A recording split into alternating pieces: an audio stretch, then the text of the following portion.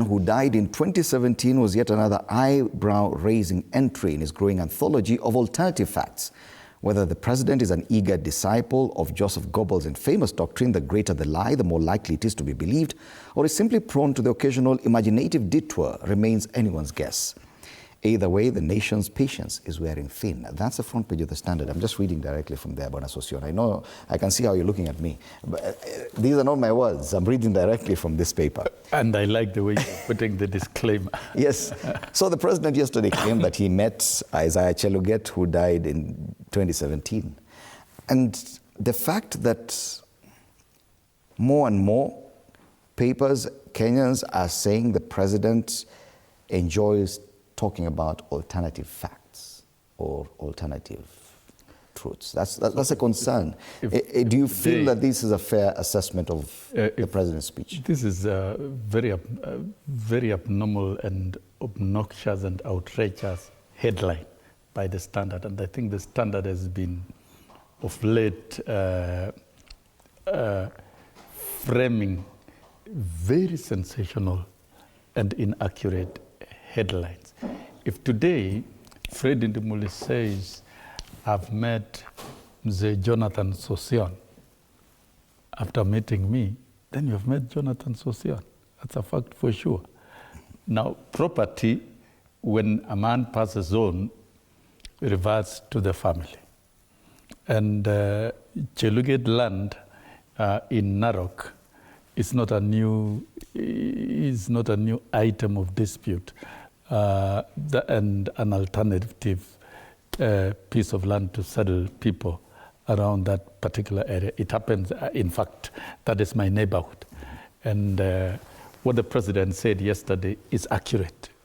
There's been very detailed negotiation between the Ministry of Lands and Cheluget family, and that you can confirm. Cheluget family is not an unknown family. There's a daughter in that family, Nancy Kirui, ambassador, is a high, very experienced public servant who worked in London. I went to school, actually same class with one of the sons, an economist called Lawrence. So this is a family that exists. So when the president in the African context says, I've met Cheluget, it means he has met the family. And you as the star now, so as TV47, you don't need to go by the framing and the politics of the Standard.